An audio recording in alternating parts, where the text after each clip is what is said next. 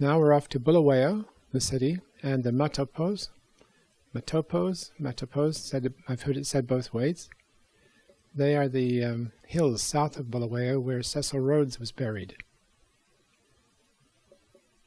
So this broad road is the one that led from Wankie, the game reserve we were just at, down southward toward Bulawayo.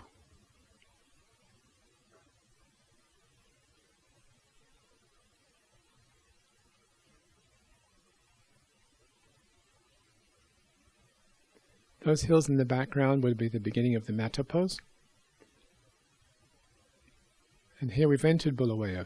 Cecil Rhodes himself decided that this road should be wide enough to turn a full team of oxen around, and should have fruit trees planted alongside or in the middle so that people would never go hungry.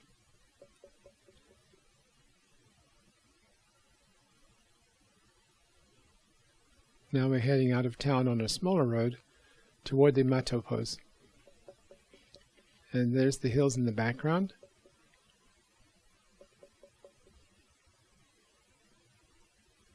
And the gentleman in the picture here must be a friend, but I don't know whether we knew him before we moved there or we just met him there. The gentleman leading us is a guard.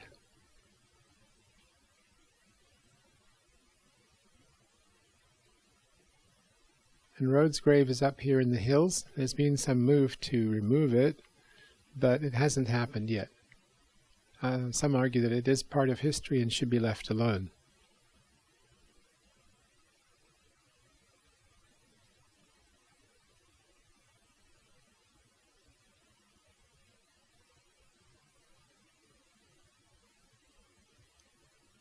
We're now heading up toward the top of the hill where Rhodes is buried. His tomb is marked by this flat stone in the ground with a plaque on it. I don't know if the rocks were brought there on purpose. I rather think they were because of the arrangement.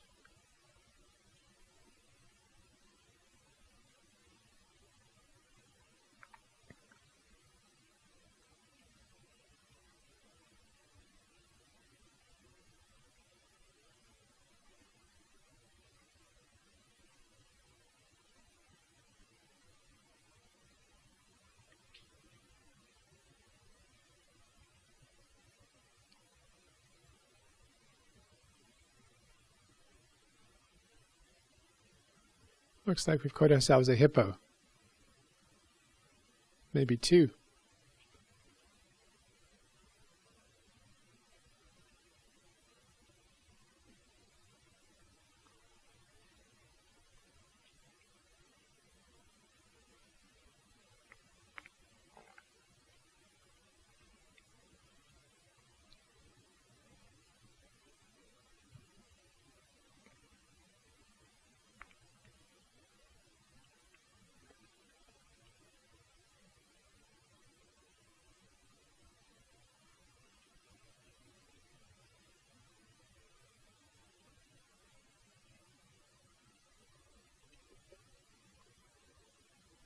Yep, there he is, lazing in the sun.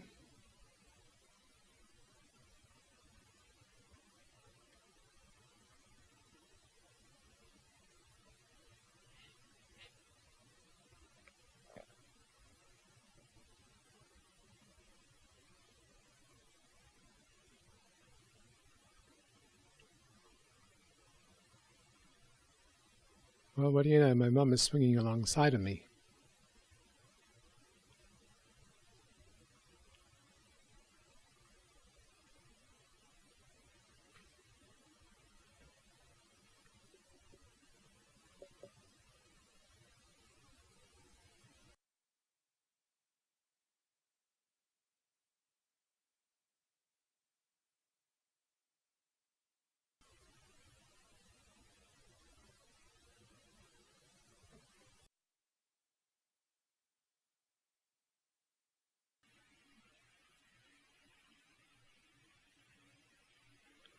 I'm assuming from the fact that there was a swing set and a table that that's the tea place we went to.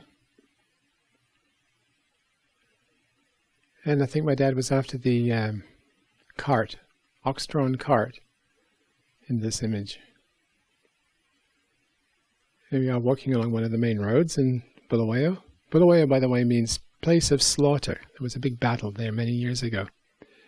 Now we're leaving Bulawayo and we're on our way to Umtali, which is completely on the opposite side of the country. You're going from the west to the east.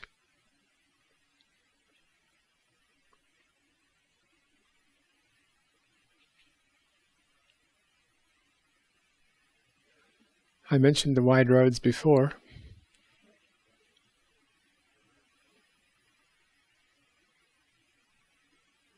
Racing with Rhodesia Railways there.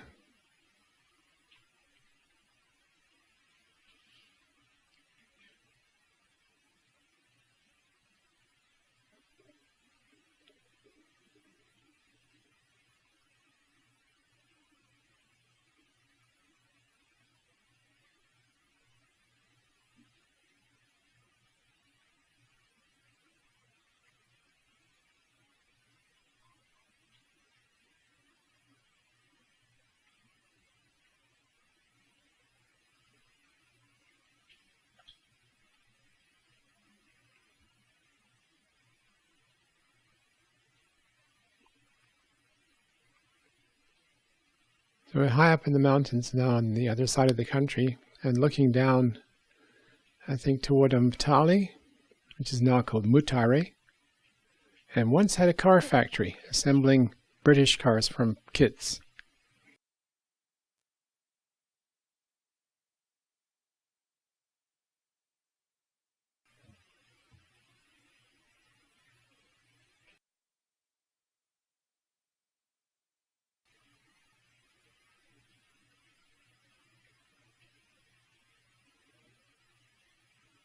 Umtali is blessed with this beautiful view of mountains around it.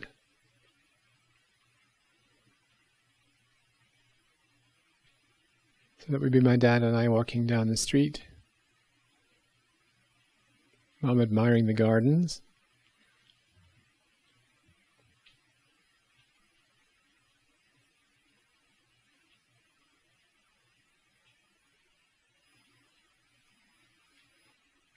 Ha! Okay, we're playing.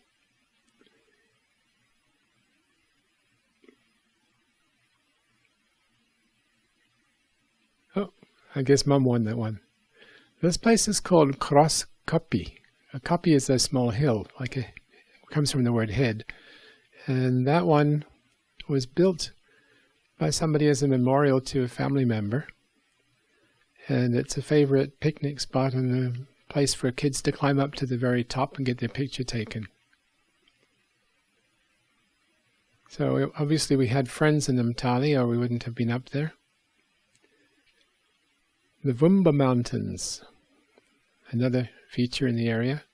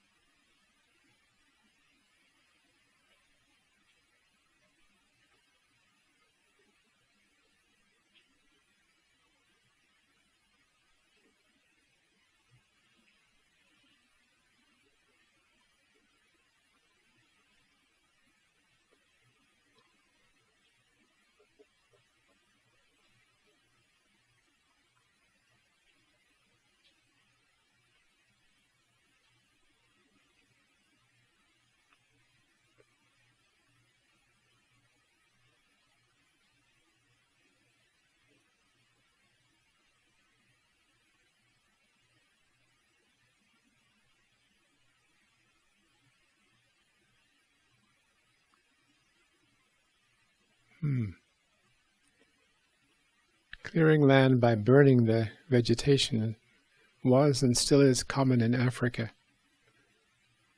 Seems wasteful, but apparently it does return nutrients to the soil. Maybe not all of them.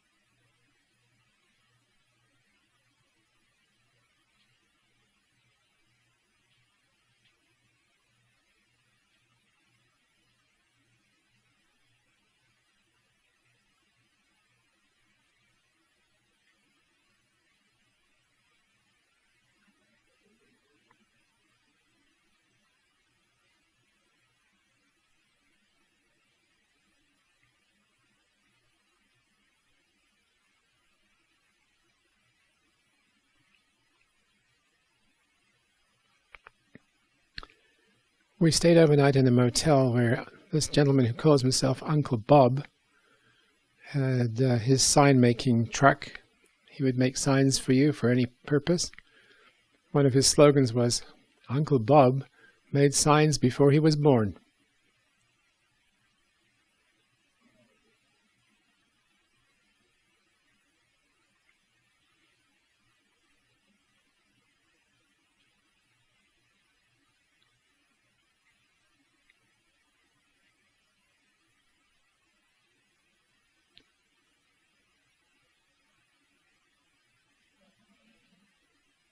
Inyanga is a very beautiful spot. Attracts a lot of tourists.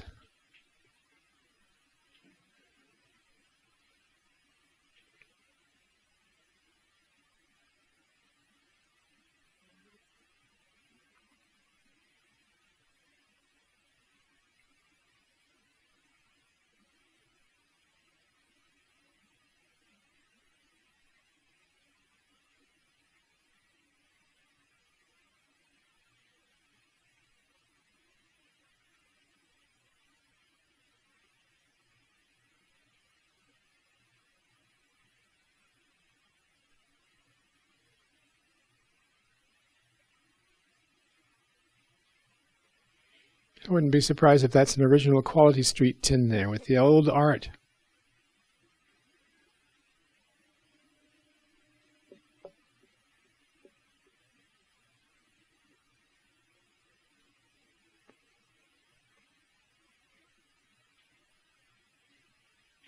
Would you like one?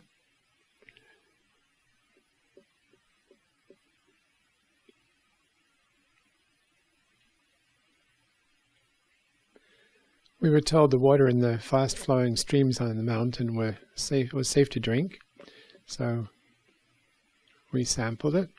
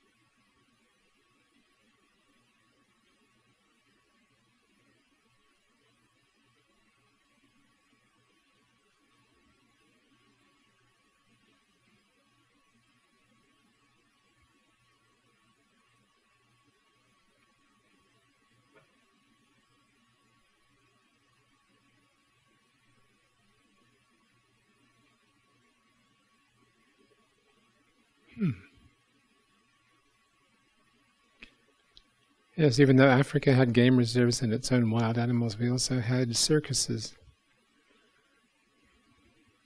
Wilkie's Circus is the one here.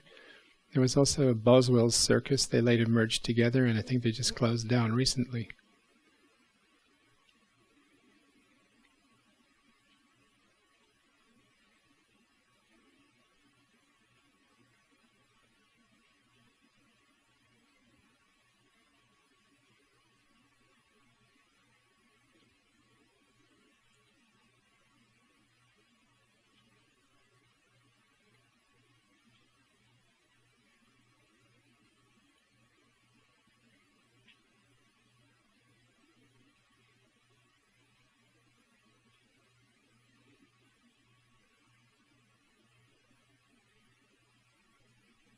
These would be people we visited while we were there. I'm not sure how my parents knew them, but perhaps they'd lived in Luanshya at some point.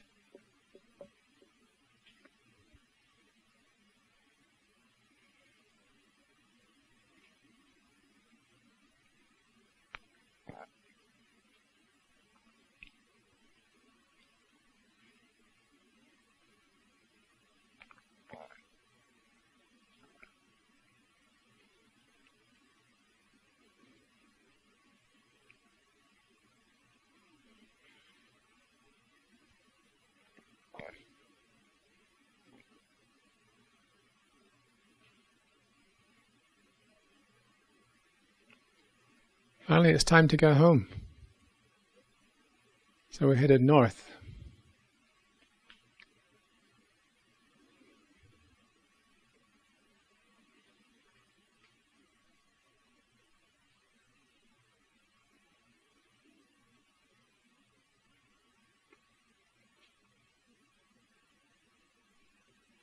Strip roads, only found in Rhodesia at that time.